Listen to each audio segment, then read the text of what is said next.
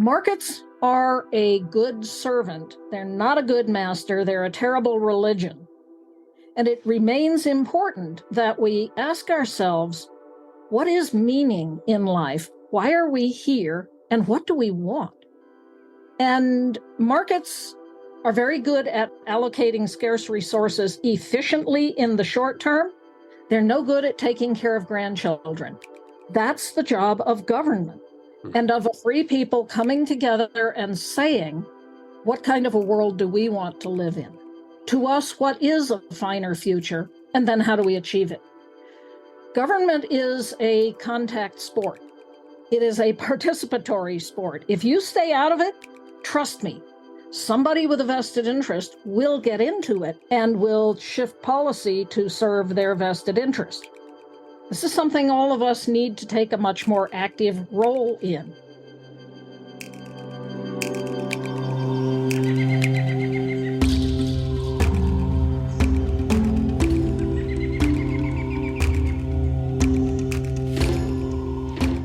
Welcome to the Regenerative Real Estate Podcast, a show about human environments and how they can be used as a force for good. Conversations that educate and inspire people looking for a different way to do real estate. I'm Neil Collins, and on today's show we have Hunter Lovins, a long-standing environmentalist and sustainable development practitioner. Hunter was the co-founder of the Rocky Mountain Institute and is currently the president of Natural Capitalism Solutions.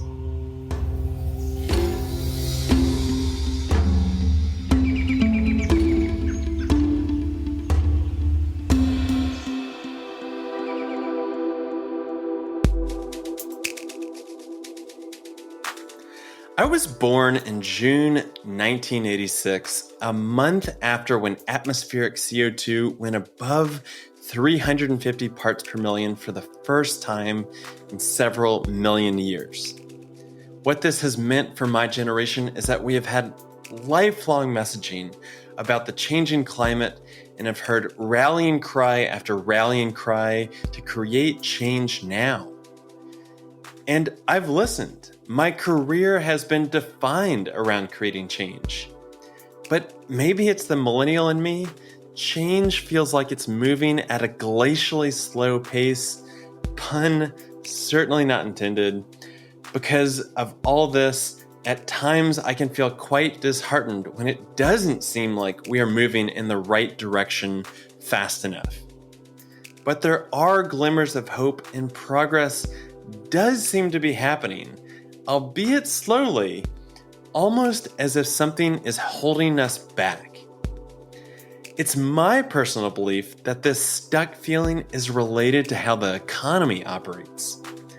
It's like the struggle to pull a boot that is stuck in thick mud as we try to evolve past an economy rooted in things like extraction, fossil fuels, single-use plastics, chemical agriculture, and fast fashion. That is why I found myself drawn towards a book that Hunter Lovins wrote called A Finer Future, Creating an Economy in Service to Life. In the pages, I couldn't help but draw parallels to our work with regenerative real estate. You see, real estate isn't just property and improvements. It's how we relate to land, money, community, and resources. And just like the economy, regenerative real estate in a finer future isn't just reliant upon one company or a silver bullet product or service. Hunter Lovins is no stranger to the world of purpose-driven business. She has been an instrumental figure that has helped to navigate us through the eras of environmentalism, sustainability, and now regeneration. For me, her message has helped to illuminate the larger, longer arc that we are on, and to not get discouraged in the face of adversity. Our finer future is possible, and it is up to us to continue the evolution of the economy through our own businesses, investments, and political choices.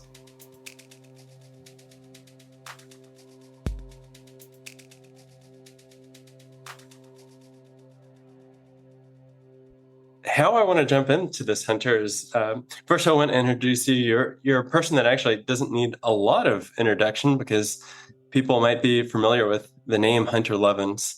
Why don't we go back just to talk about like what the process of and the becoming and the unfolding of the work that you've been involved in? Oh, God, where do you want to start?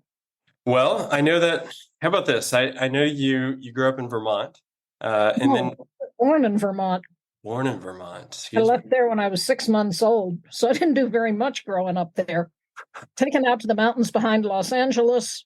My father was a college professor who just also happened to help mentor Cesar Chavez, Martin King. They were around the house when I was growing up. So this kind of work is what one does. My mother had about 14 careers, took a law degree with Dick Nixon, I guess before that, organized in the coal fields with John L. Lewis. So I grew up trying to make the world a better place. And that led you ultimately to law school, is that right? Yes. When I was about to graduate college, a couple of us were talking, what do we want to be when we grow up? I'd always, people say, little girl, what do you want to be when you grow up? I'd say, I'm going to be a lawyer. Got you lots of brownie points, didn't have to do a darn thing about it.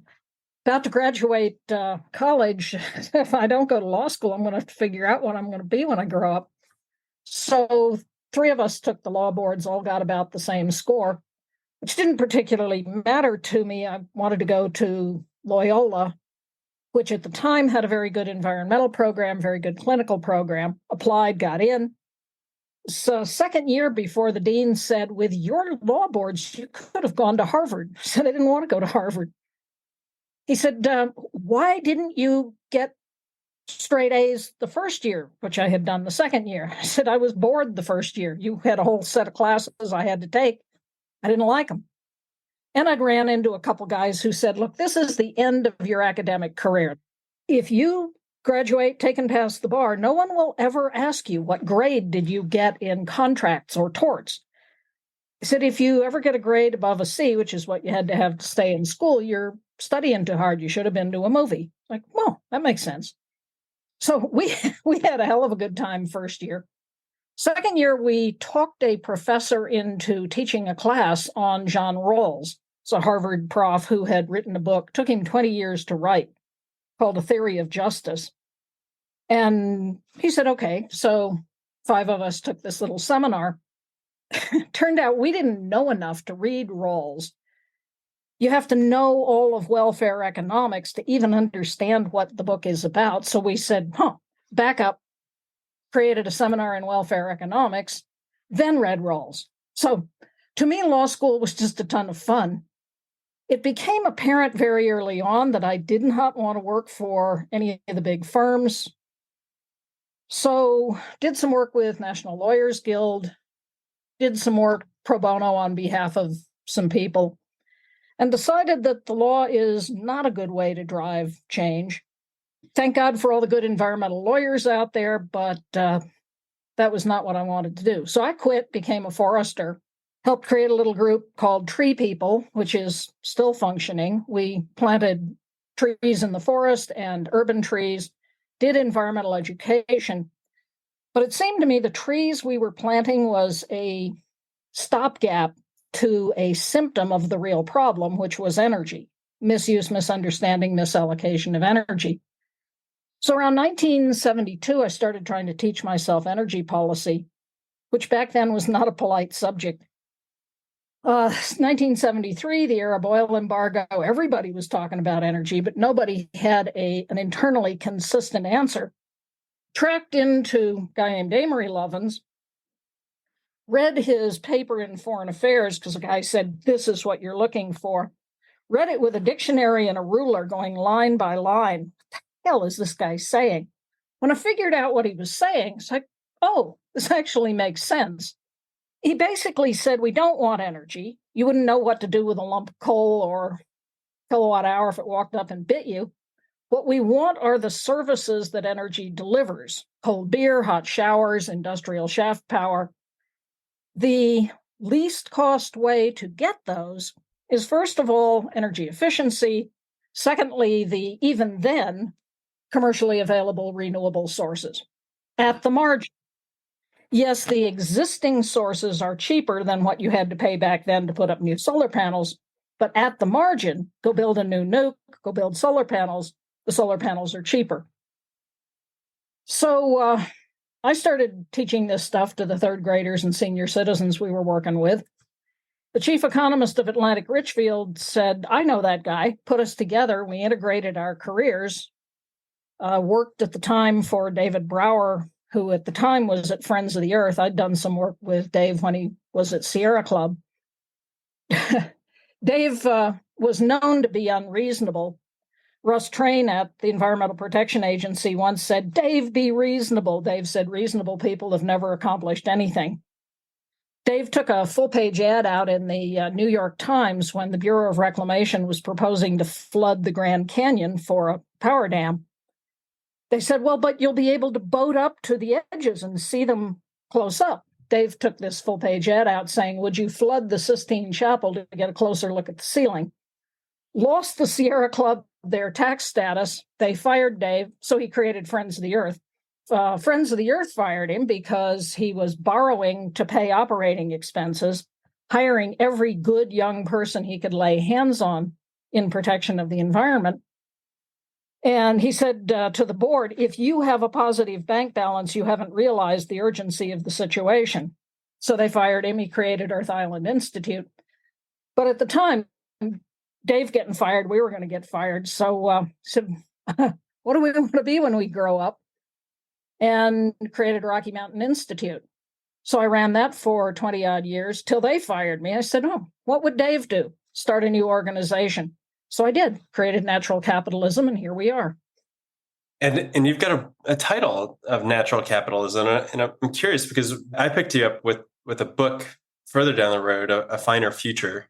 Do you want to give a synopsis between kind of that first book around Natural Capitalism to A Finer Future that would come years later?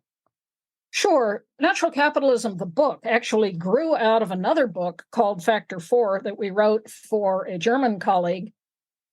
We wrote the book arguing that energy efficiency was the cheapest way to meet our energy needs. Surprise, we've been saying that for a few years. And then Ernst von Weizsäcker, who in large part is responsible for Germany's success in solar, wrote the policy half of the book. He and we both wrote in English. It was translated into German. That was then translated back into English, Canadian English, and the book published Factor 4. Very turgid book. So we had sent the manuscript out to a colleague of ours, a man named Paul Hawken, and to get a peer review. Paul read Factor 4, the draft, and said, rats, you just wrote half of my next book. I said, well, write the other half. We'll bring it out for the North American audience. Factor 4 is not worth reading unless you're an engineer and beady-eyed and recreationally challenged. So 3 years later emerged this book, Natural Capitalism, which was nothing like Factor 4.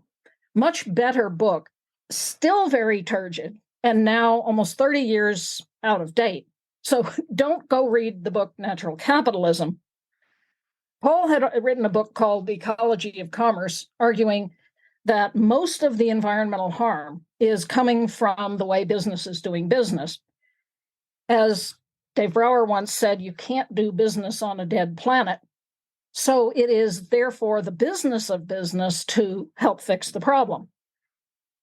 We wrote Natural Capitalism arguing that not only is it the right thing to do, it will be more profitable.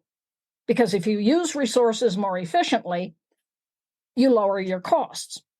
And so we argued this looking at buildings and cars and agriculture and water, a whole array of areas. We were going on guts. We were taking argument by assertion. This ought to be true because, and then footnoting it within an inch of its life.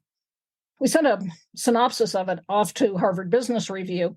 They wrote back, said, we don't get it. What are your principles? Principles? Do we have any? Well, efficiency, biomimicry, Janine Benyus's great work of how would nature do business? Nature makes a wide array of products and services very differently than we do. Amory said the solutions economy, which is Womack and Jones's concept of don't sell the thing, sell the service of the thing. And then we said Dave Brower's CPR, conservation, preservation, restoration. Good. Wrote it up, sent it to HBR. They published it. It was, for many years, their most requested reprint. I said to the boys, we should rewrite the book around these 4 principles. They looked at me like I was daft. Book was already late to the publisher. Like, oh, yeah. So if you ever do pick the book up, the first chapter talks about the 4 principles. You will find them nowhere else throughout the book. I rewrote the first chapter and then we abandoned the principles.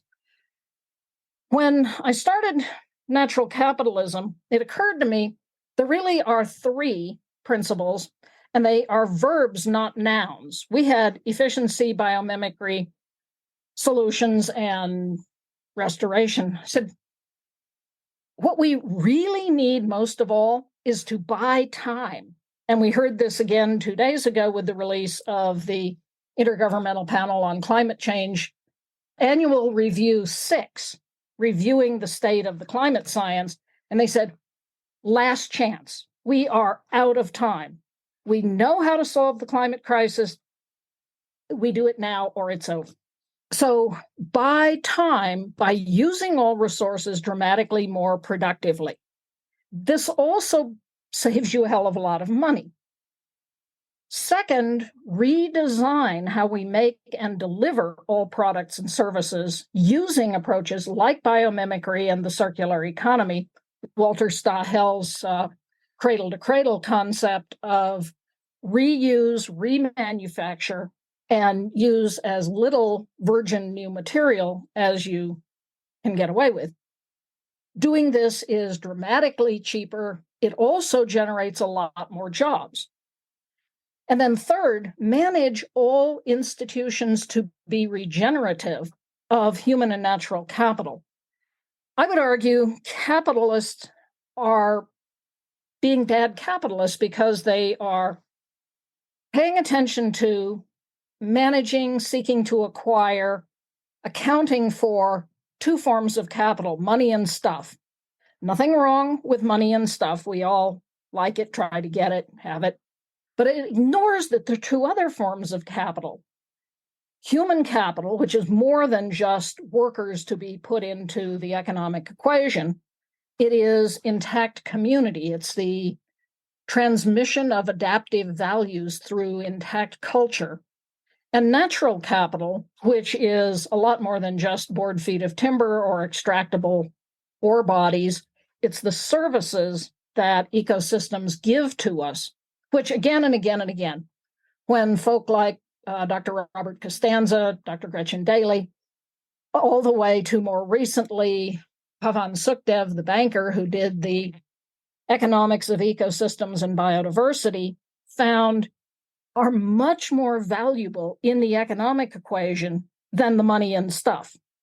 Pavan found that if you count the loss to the economy from damage to ecosystem services, no company on earth would be profitable. And so we said a good capitalist will seek to steward, manage, enhance all 4 forms of capital. Nothing wrong with capitalism. We're just doing it badly. So wrote the book. I went down the road promoting the book. It's, I don't know how many millions sold, did reasonably well. It was funny. The publisher said, we're going to orphan the book. Nobody wants to read this. Print 2,000 copies and call it quits. I said, you're not. 3 of us spent 3 years writing this son of a bitch, and 30 odd years before getting ready to write it. I'm not going to let you kill the book. My chief of staff said, hire Norm. Norm is Norm Clayson. He did Marlboro. I knew Norm through horses. I said, Norm doesn't want to flog a book. Rob said, well, ask him. So I took Norm to lunch. He said, you know, my daughter's been after me to do something worthwhile after all these years of selling cigarettes. I'll do it on 2 conditions.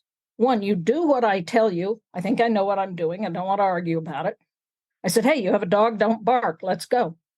He said, and 2, you're going to have to quit your day job running RMI. He said, I'm going to need a year and a half of your time. I'm going to make you famous. I said, oh dear, I'm going to have to take off my hat. He said, not on your life. That's a brand. And I can tell you, there are times walking into a corporate boardroom wearing a damn cowboy hat, it's like, ah, I don't get forgotten. So we flogged the book. And in the end, I guess I made some of the folks at RMI jealous. They concocted a reason to fire me and did so. So it's like, gonna have to figure out what I'm going to do with the rest of my life.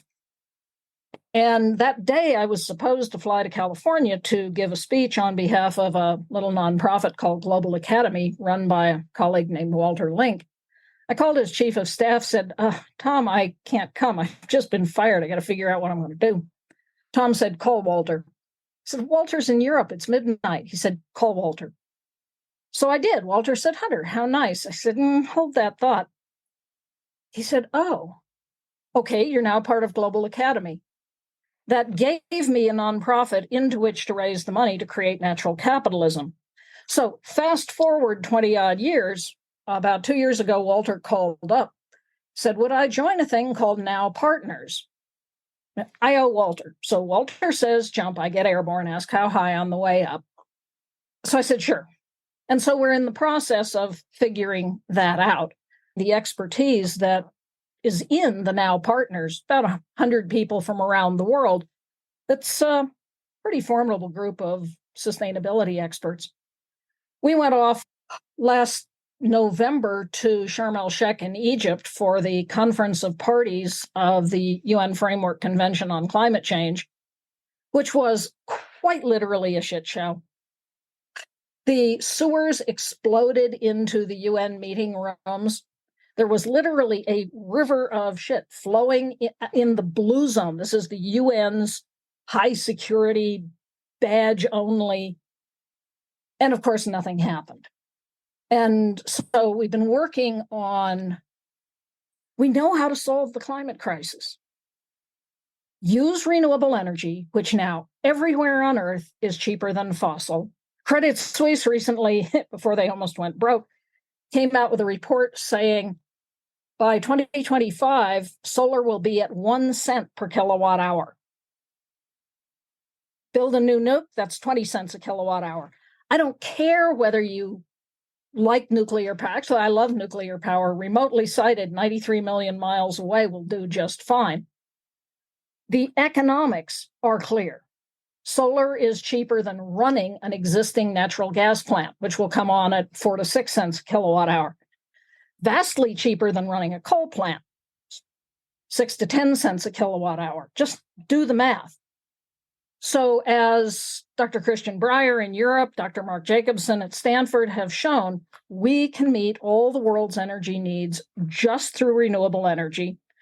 Recent study out of Cal Berkeley, if the US did this by 2035, we'd be saving $1 trillion a year and powering the country renewably, creating vast numbers of jobs.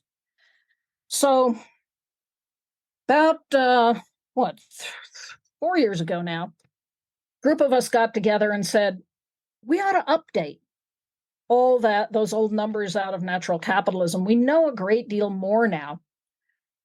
And we also need to talk about the need to transform the global economy. The way we run the economy now is based on an ideology called neoliberalism, which basically says people are greedy bastards, but that's okay because the market is perfect. In a perfect market, you against me will somehow aggregate to the greater good for all. Yeah, no, it won't. It hasn't. And the science is now showing humans actually aren't greedy bastards. And as we showed in natural capitalism, markets are anything but perfect. You just add subsidies. We subsidize fossil energy to the tune of $5.9 trillion every year. That's a market imperfection. And solar is still beating the fossils. So the neolibs were wrong. But then what else? So I've been working with a colleague named John Fullerton. John was 18 years at JP Morgan, left as managing director. helped invent their derivatives practice, managed that, private equity, commodities from Tokyo to London to Wall Street. 2001, he walked away. He said, something is rotten in the financial system, and started reading. Read Natural Capitalism, read Dana Meadows, Herman Daly, Bob Costanza. And then he started writing. And in 2012, he wrote a paper called Regenerative Capitalism, owing back to the work of Buckminster Fuller, who said regenerativeness is the operating principle of the universe. John laid out 8 principles of what does it mean to be regenerative. And this is how we should be practicing capitalism. He gave the paper to me. He had released it to a conference of economists. I know what happened. They all read the paper and went, oh dear, this is better than anything we've got. So they dismissed it. John was crushed.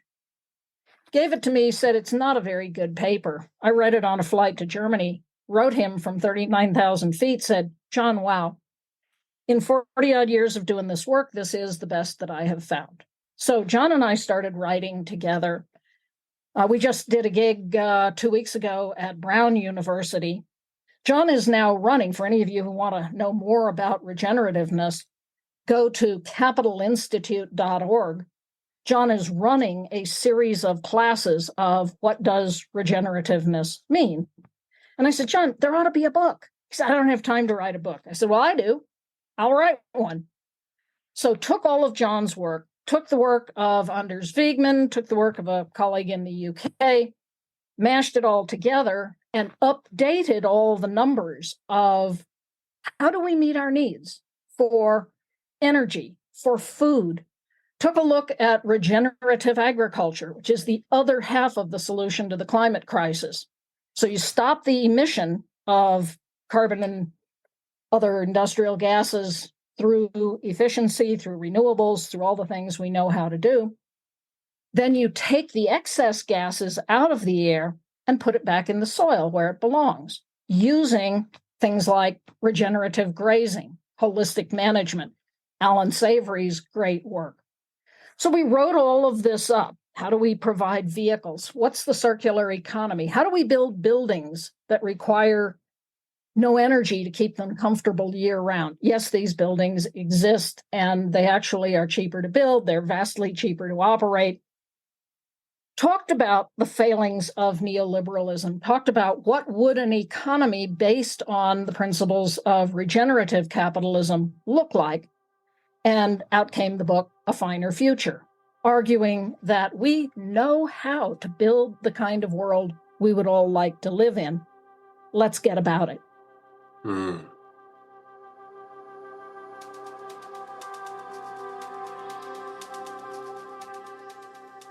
Before we get back into this episode, I want to take a second to express my gratitude for you, the listener. Producing this show has been a real labor of love for me, and it has connected me with people and organizations doing amazing things from across the globe. We've had people invest in projects as a result of this show, new teams have been formed, and careers have been changed. And the fun part for me is that we're nowhere close to realizing the potential of this show. In order to do that, we are looking to partner with value-aligned brands and companies that hold a vision for a resilient, regenerative, and beautiful world. For the first time ever, we are opening up spots for brands to advertise on this show and through our other platforms that we have at Latitude Regenerative Real Estate, like our journal and our webinars. This is a great way to get your company message out to an incredible group of visionaries, culture creators, and people from across the globe. We're going to be running special rates for spring and summer months as we gear up for the second annual Regenerative Real Estate Gathering happening at the end of August. To find out more, you can visit our media offering on Latitude's website at chooselatitude.com or send us an email at team@chooselatitude.com.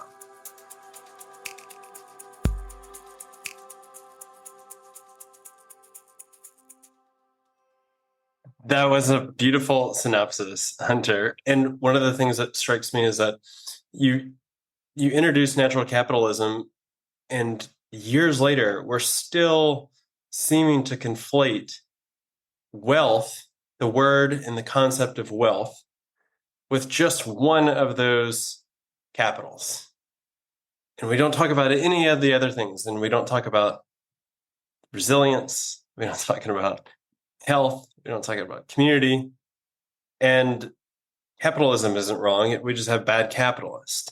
That really strikes me because in the business sector, it still seems the only index that, let's say, a venture capitalist will have is how am I going to make money to the tune of 10 to 20x? And if you can't do that, we don't even deserve to be breathing the same air. Like, you just need to see yourself out. And it just seems like we are going further and further and further away, even though you've been at this for a long time. And I'm kind of sitting here being like, why is it that we're seeing the fossil fuel companies, for example, they have the trillions of dollars that are probably going to be, they are the ones investing in renewable energy, but they're not having to pay for any of the transgressions that's come before this. So what does this future economy, future capitalism look like if we haven't gotten it for the last 3 decades? There are roughly 2 ways forward. We get very serious about being better capitalists and investing in what will give us the greatest return over time. Where we went astray was what will give us the greatest return this quarter. And as Paul Pullman, who was the CEO at Unilever, said, this is what drove the 2008 financial collapse. We may be on the verge of a new financial collapse as we see bank after bank after bank in trouble because we didn't learn the lesson of 2008, which is you invest, as Warren Buffett does, for long-term value. You invest in the capital, human and natural and manufactured and financial, that you are going to need to have a company that is around 10 years from now, 20 years from now, and that gives you a steady return. We've been greedy. In nature, failures are fossils. There is nothing that says this human experiment has to hang around. Now, don't do this because it'll put you in a very bad mood, but you can Google near-term human extinction and find what purports to be science saying that humans go extinct within 10 years. That could be. I'm committed to seeing that that doesn't happen, that this human experiment is allowed to continue until we do gain a little wisdom. And what gives me the optimism to keep at this is that what we need to do is more profitable. So when you manage land regeneratively, you then are able to, in the case of ranching, run 2x, 3x, 4x the number of animals on the same piece of ground. You make more money. When you invest in renewables, if you're a utility, you make more money. As an industrialist, you invest in energy efficiency. You cut your costs. It was interesting. I was sitting with one of the pioneers of sustainability, a man named Ray Anderson, who was CEO of a company called Interface Carpets.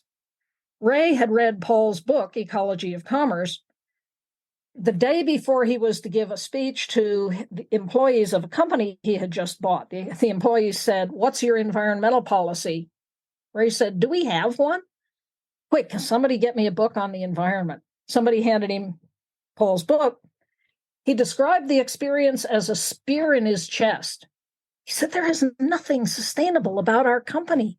We make carpet out of yarn from polymers from oil, lay it on an industrial floor for a year, 5 years, tear it up, send it to landfill where it lasts for 20,000 years. He said, I commit. We are going to be the first company of the next industrial revolution. And he said, I have no idea how to do that. Called Paul, said, are there others like you out there? Paul called a bunch of us.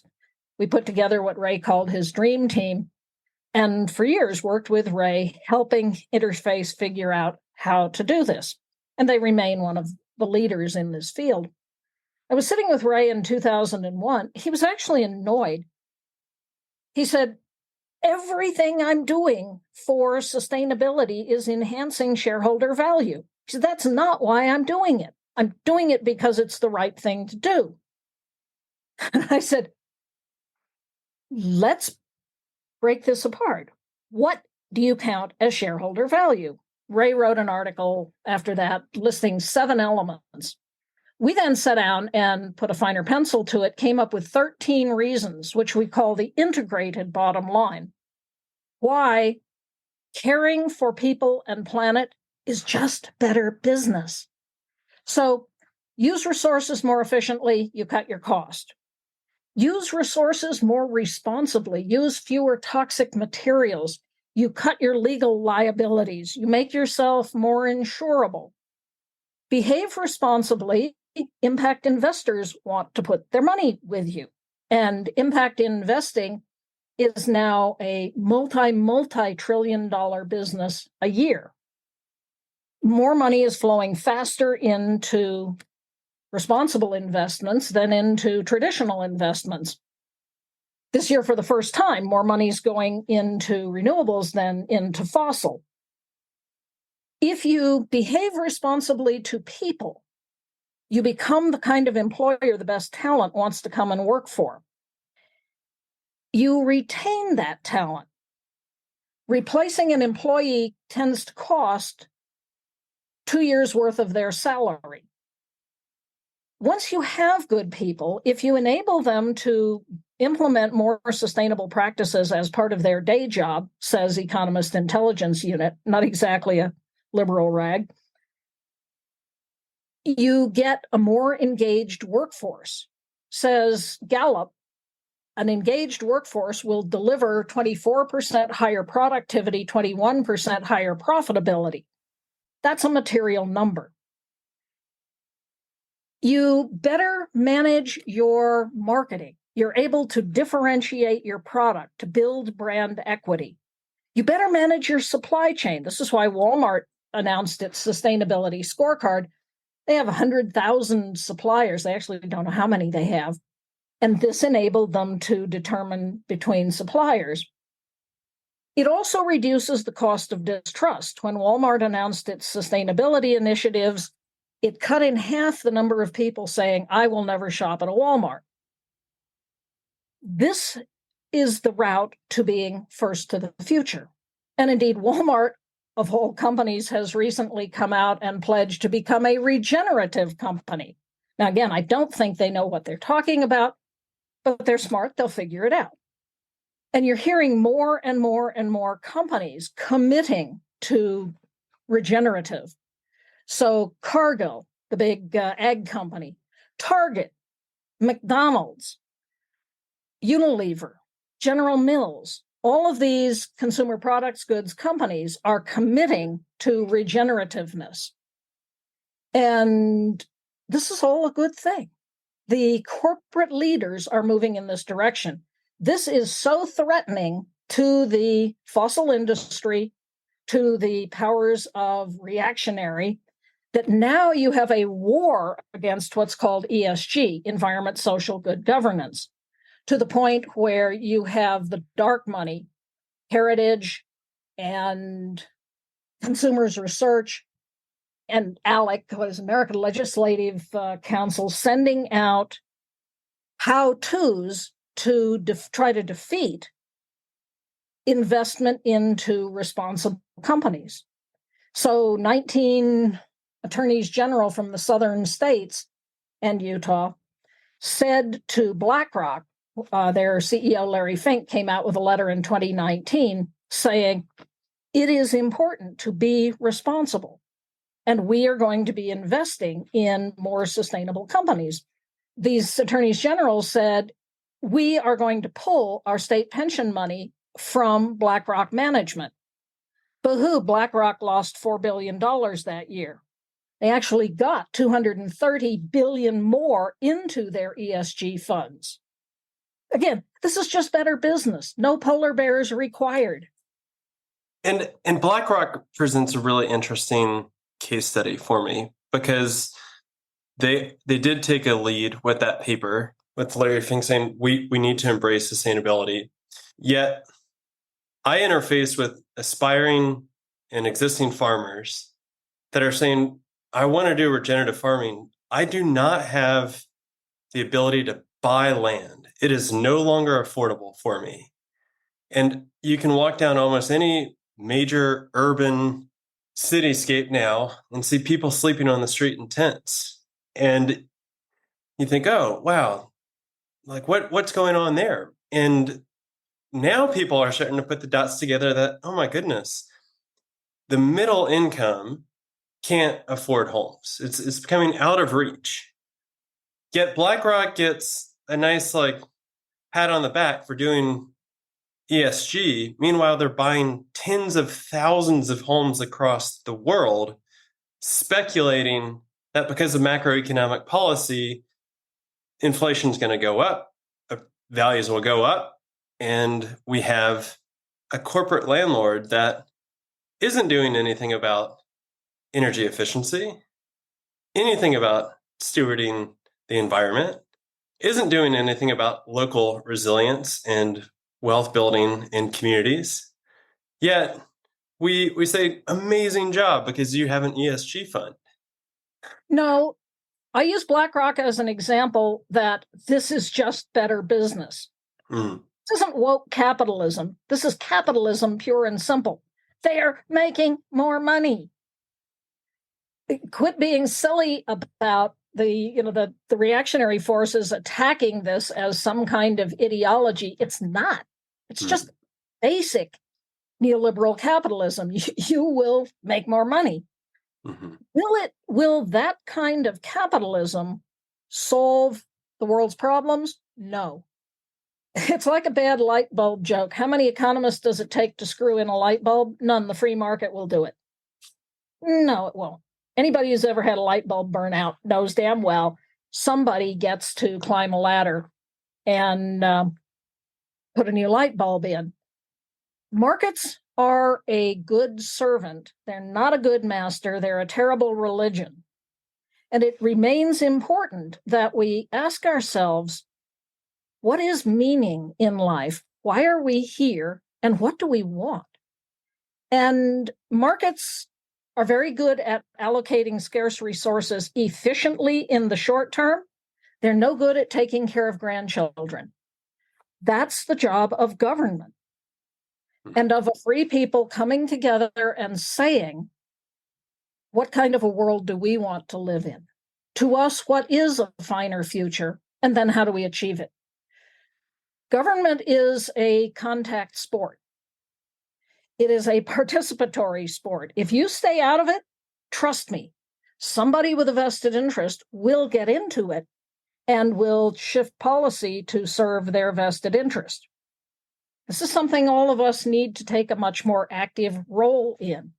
People like Robert Reich, who was Secretary of Labor, now teaches at University of California, Berkeley, has done a lot of writing on what do we need to do to ensure that we take care of all of us, not just some of us, not just the 1%, and pointing out inflation, where's it coming from? Massive corporate profit taking. Corporate CEOs are getting raise on raise on raise. When was the last time you got a raise? Right. The underclasses, the middle classes have stayed essentially the same since about 1980. Surprise.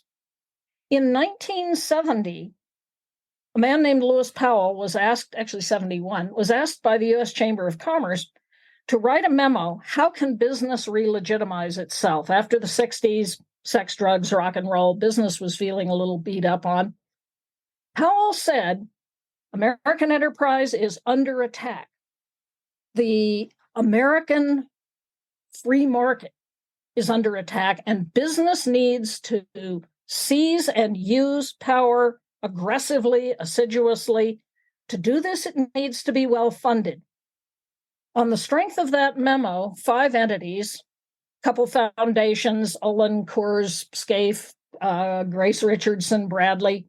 Oh, and the Koch brothers each put something like $5 million for each of 5 years into creating and endowing Heritage, Hudson, Hoover, Heartland, American Enterprise, Judicial Crisis Network. Why do we have the Supreme Court we have now? Because these guys invested in identifying and grooming young justices to sit on the Supreme Court. They're organized. They laid out a strategy. Powell laid out the strategy. He laid out 26 targets, and they have assiduously gone after every one of them. Local school boards, schools of business, the media. In 1980, Ronald Reagan was elected in the United States, Margaret Thatcher in the UK, and neoliberalism won. It became the global economic ideology.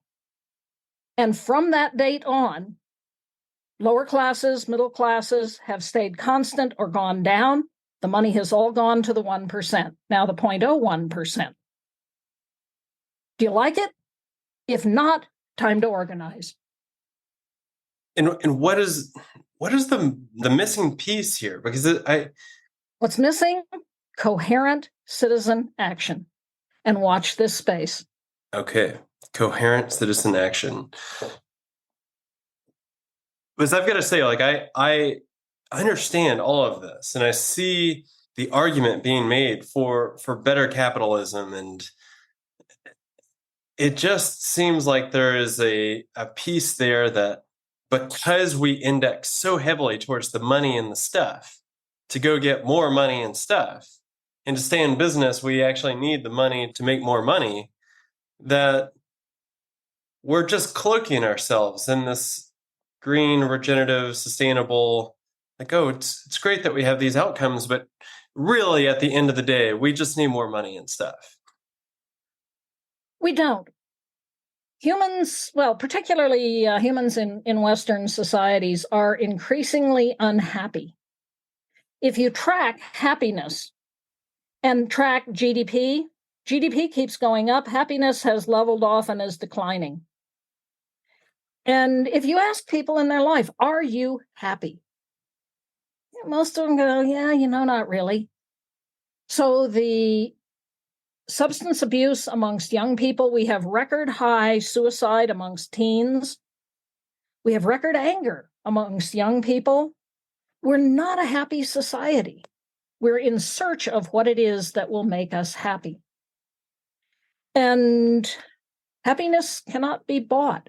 What does make us happy is conversation, is sitting with friends and making music or talking or organizing together to make our community a better place.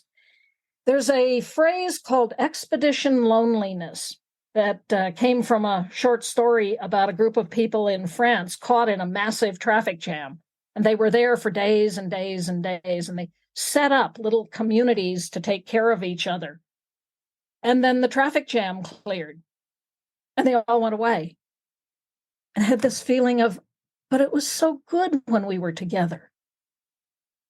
And we have this in disasters. People come together and they serve each other, and they take care of each other. And then we go back to our 9 to 5 and trying to make money. It's like, now I'm lonely. We know the answer to that.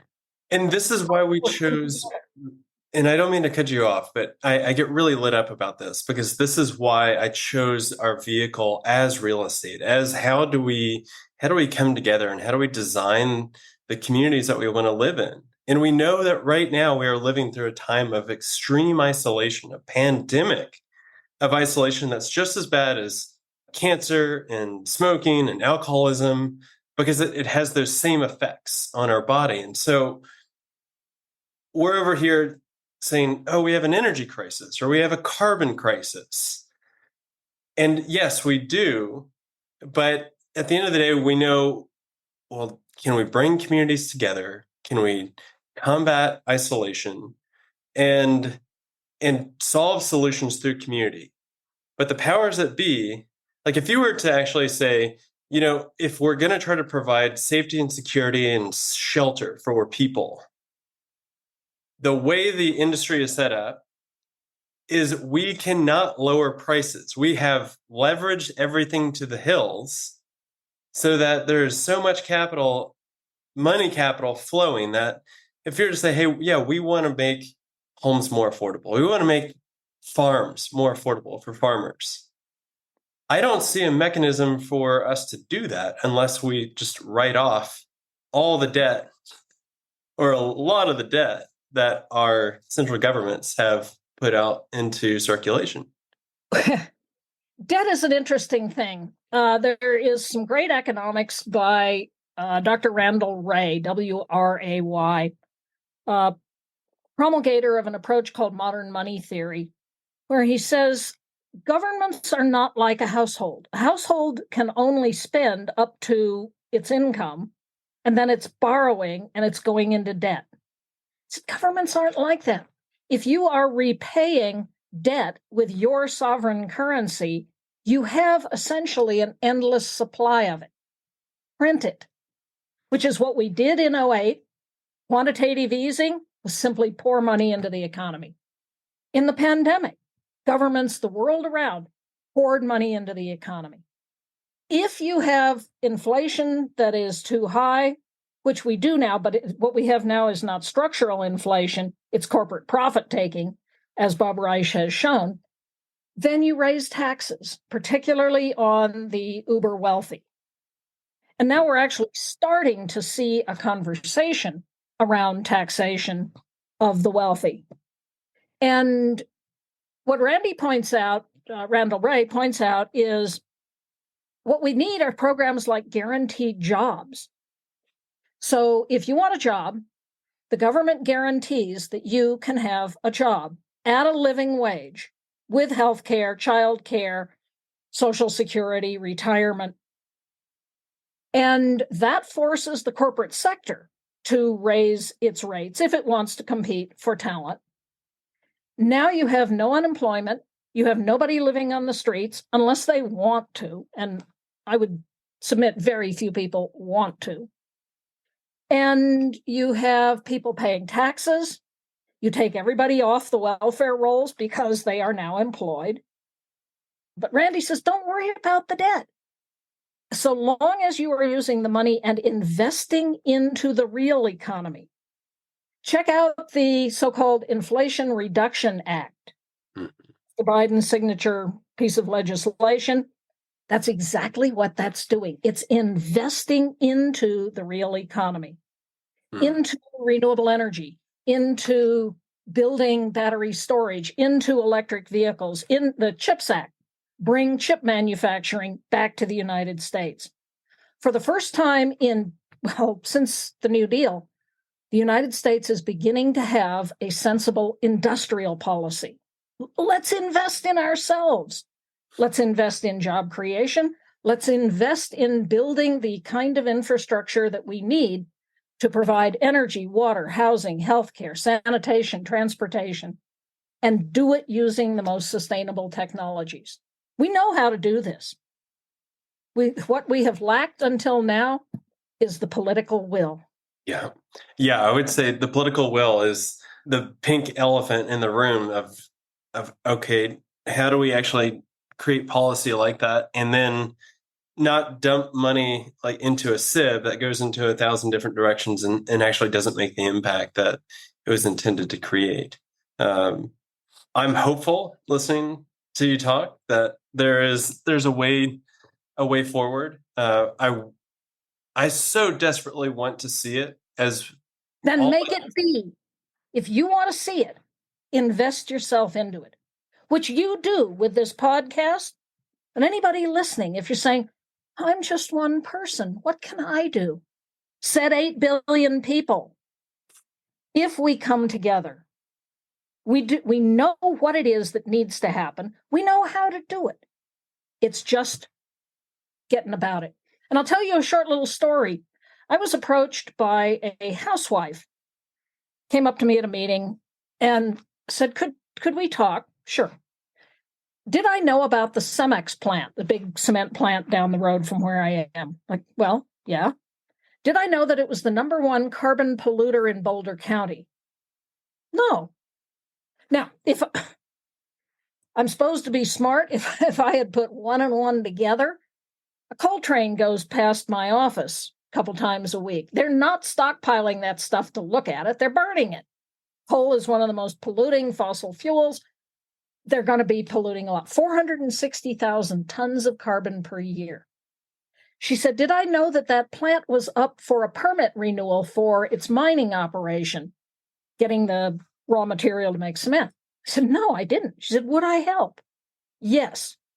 In part as a test case, if I stepped in with somebody who cared and brought a few resources, could a housewife beat Cemex, Fortune 500 company? Short answer, yes.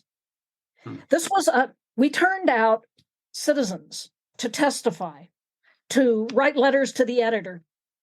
Planning voted 6-0 against. Commissioners voted 2-1 against, 3 commissioners. Now a venture capitalist is putting together a capital stack to buy them out and turn the land into affordable housing and solar and regenerative agriculture, all because a housewife said, can I do this? Yes, you can.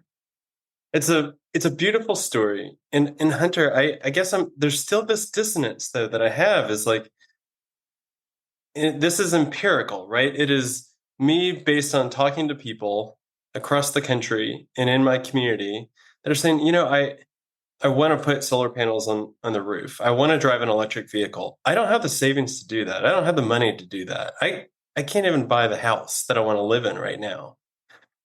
And I think more and more, it's like, where are we really headed if the will is there amongst individual actors, but they feel no agency to exercise their will? Again, this is this belief that I'm just one person.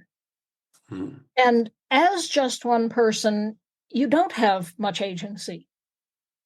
But when there's 2 of you, when there's 5 of you, in the case of the Cemex, when there's 75 of you on a commissioner's call, the politics starts to change.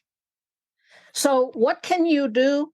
Talk to your neighbors, talk to your friends, talk to the people you work with. Pick one problem. Now, this gal picked a very big problem and won. Pick a little problem, something you can do something about that will make your life, your community, just a little bit better, and then go do it. It's the go do it part that begins to build community. Just talking isn't enough. Do one thing every day. Ask yourself, what's my dot? Do one thing and do it. You don't have to do 10. You don't have to change the whole world. Change one thing that makes the world a better place for the people around you, for your community, for the environment. Every day, do something that scares you. This was Eleanor Roosevelt. Every day, do something that scares you. Learn how to be more effective. Ask people, was I any good in giving that talk? None of us are born knowing how to do this stuff. We learn how to do it, and we learn best when people are helping us. Write a letter to the editor. Put out a tweet. Doesn't matter how small, if every day do one thing. You will make a difference. I love that. Thank you. Thank you for grounding me there. I felt like I was just popping off into this place of kind of doom and gloom. And I will recommend to people, I see Behind Hunter's Face is a Finer Future. It's a great book. That was a really nice way to really see a holistic connections with the economy and investing. John Fullerton is another just amazing leader in this space. And we know a lot of people that have joined his regenerative economics course. And so we'll give a plug there. But Hunter, this has been an absolute delight because it is so interesting to see the arc and the ability to stick with this and to refine the message and to know that you're refining and not just dogmatically entrenched in one position. And So yeah, it's amazing to see how you've really kept at it since a very young age. Well, we're in a horse race with catastrophe. Good news, we're in the race. And I used to race horses, and I've won a buckle from having a horse that wouldn't give up. do you still have horses? I heard that you Yes. live on a regenerative ranch, or is it you're ranching right now? And why ranch? Like what was the call for that? The call for it is that I've always loved horses and was on one before I could walk. So when I had the opportunity to get a place, I got a little ranch. And we run cattle, horses. The reason to do that, aside from the fact that I love it, is we are taking carbon out of the air and putting it into the ground. When an animal nibbles grass, the roots slough polysaccharide sugars that feeds the microbiological community, which mineralizes the carbon. And do that on all the world's grasslands. Capture 1 ton per acre per year on all the world's grasslands over something like 60 to 100 years. We get back to something like 280 parts per million concentration of CO2. We solve the climate crisis. Now, job 1, stop emitting. So you need renewable energy. Use regenerative agriculture to take the excess carbon out of the air, put it back in the soil. And we can go on to other problems like how to win at backgammon. And there we go. It's that easy. It's that easy. Hunter, it was a pleasure. Keep up the amazing work. Have a beautiful rest of your afternoon. Thanks so much. Adios.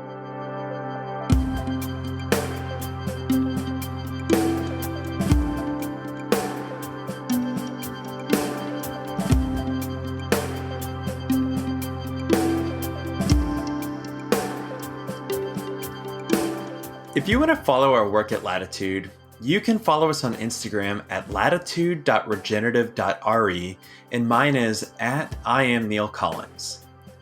We inherently believe in the potential that comes from connecting value-aligned and purpose-driven people together in community.